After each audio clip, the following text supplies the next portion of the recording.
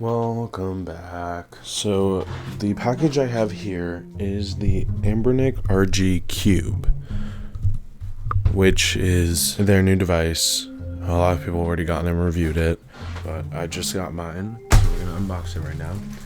It's an interesting device because the screen on it is 1:1. It's a full, I think it's 720 by 720 as their aspect ratio, which is a very unusual aspect ratio. It's usually like 720 by 1200 or something like that, but it is a 1:1 display or aspect ratio. This isn't the first device with a 1:1 display aspect ratio. It's the first Anbernic device, I'm pretty sure, but there was a Powkitty device that was a 1:1 aspect ratio. I wonder if they're gonna make other devices like this in different form factors, but I feel like a 1:1 display is not as cool to like be putting it on a bunch of other devices, but who knows, we'll see. So I've seen a bunch of other people get the like pink kind of one. I decided to get the red one just because I think that'll look cooler. Comes with a screen protector, obviously, like pretty much all of Anbernic's devices do, and a USB-C cable. It's an A to C, it's fairly long, but that's pretty much it for the box because there's not much in it besides the device. Now let's take the device out. Chose the red and gray like old Famicom version because I thought that would look nice, and I think it does. I don't really like how the stems of the joysticks are like white. I kind of wish they were gray to match, or like this like tan color to match the rest of the device, but it's fine. D-pad feels nice. The buttons feel very not clicky. I'm not sure these joysticks have a great amount of travel distance, but it's fine. These analog triggers feel nice, so do these bumpers. Let's turn it on. I heard this thing gets pretty loud. Louder than the Odin 2, which already gets really loud. This display is weird. There's LED lights around the joysticks. I'm not sure how much of a fan I am of that. I might have to turn it off, just because I don't think the rainbow LEDs look that good on a device like this. This D-pad feels nice. I like it. It's like a Genesis D-pad, I think. Okay. Oh, I hate that click. Can I turn that off? You're going away. Thank you very much. Nope. Thank you. Okay, let me connect this to the internet. Lime 3DS. I've been using Lime 3DS on my Odin 2, and that has actually helped make a lot of games that didn't really work on Citra run well. So I think that's good. Oh wait, what emulators does it come pre-installed with? Oh wait. We don't need to download Dolphin MMJ, because it's right here. Awesome. MMJ R2. They already have Citra, which I guess is Citra MMJ. I assume they pre-installed it if they got Dolphin MMJ, but I installed Lime 3DS because I think it runs better. Here we go! Oh Jesus. I saw that there's like a specific thing for Citra. Let's just try Citra to see if it works well. There we go. Okay. Oh, see? What's that? This is such a cool overlay. Like, if the screen's already going to be so small on this 1:1 display, why not put both of them here?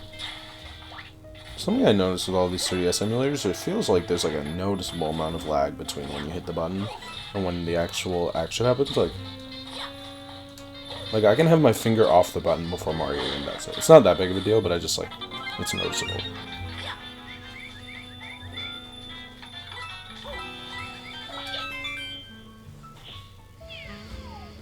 Alright, so it seems to be running really well. I'm gonna try and get the games on here somehow. I might just have to, because I have my external SSD that has all my ROMs on it. I might just need to plug that directly into here instead of trying to connect to my computer. But, oh well. I'll test this out a bit more today and tomorrow, and I'll come back to you tomorrow with my first impressions. Welcome back, guys. So, it's been about a day and a half since I unboxed the RG Cube, Anbernic RG Cube, and I have really been loving it. I'll go over every opinion or whatever, how I feel about it in my full review, which will probably be out next week.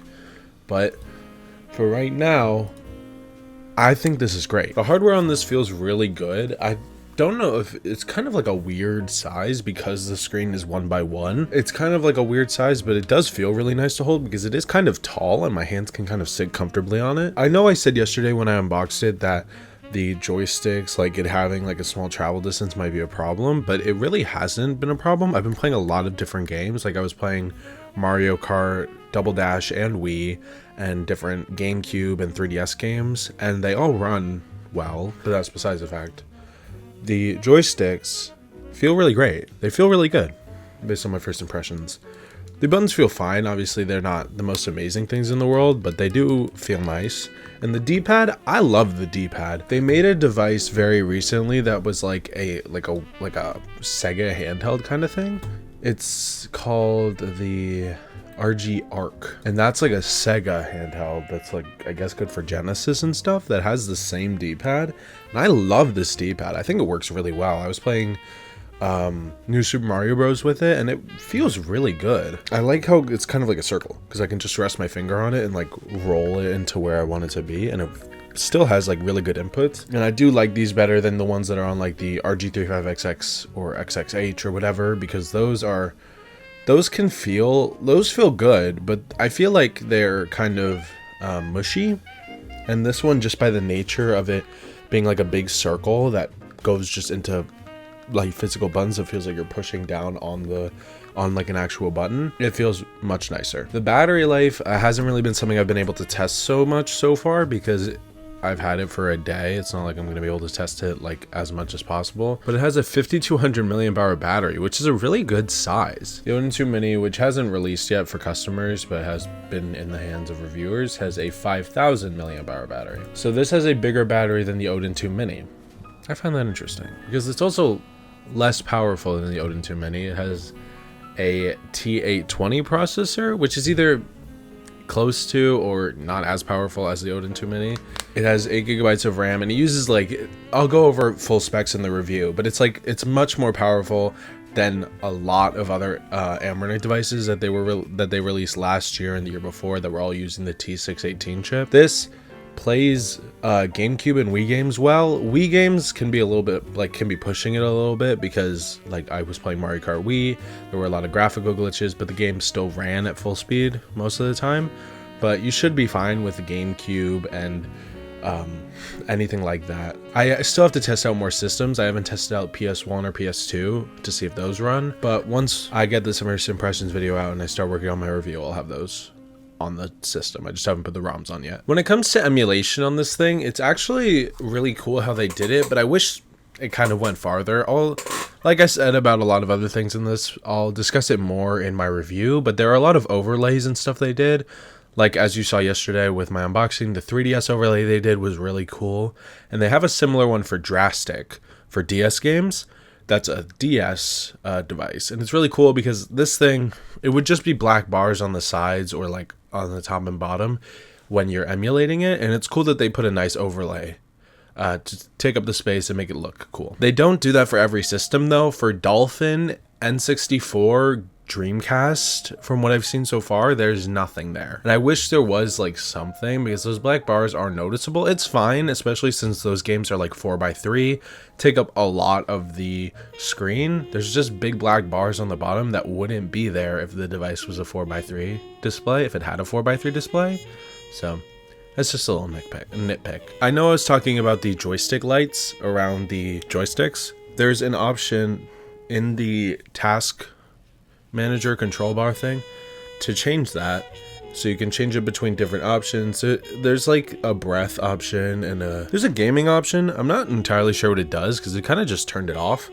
Chasing, which is what I had it set to before I set it to the white, was just so if you like put the joystick in any direction, that's where it lights up, and I think that's really cool. I'm probably going to keep it set to that. In this taskbar as well, there is a button to press called auto mode that changes it to high mode, turns on and off high mode, which will push the processor, GPU, whatever, to its limits and get as much performance out of it as possible, which obviously will drain the battery.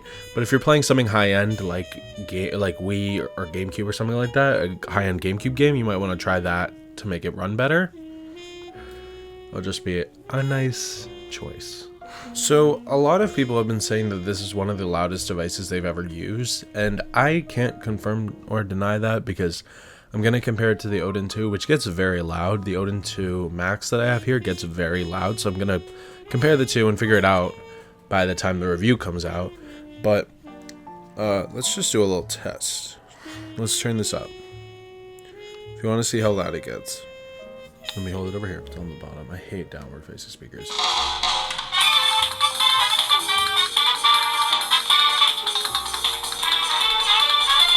I don't know if you can tell by how the recording went, but that was very loud. That's really all I have to say in terms of first impressions. These are what I've gathered over the past 24 hours.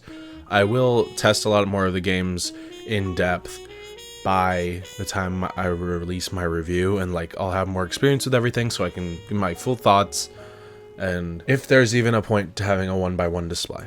Like let's figure that out. Unless it's just a gimmick. Might be. But anyways, I will see you next week for my review. But thank you for watching. Subscribe if you haven't already. Like the video because I know you enjoyed it. If you made it this far, like I said, subscribe. You obviously like my content. I'll see you guys next week. Thank you for watching. Goodbye.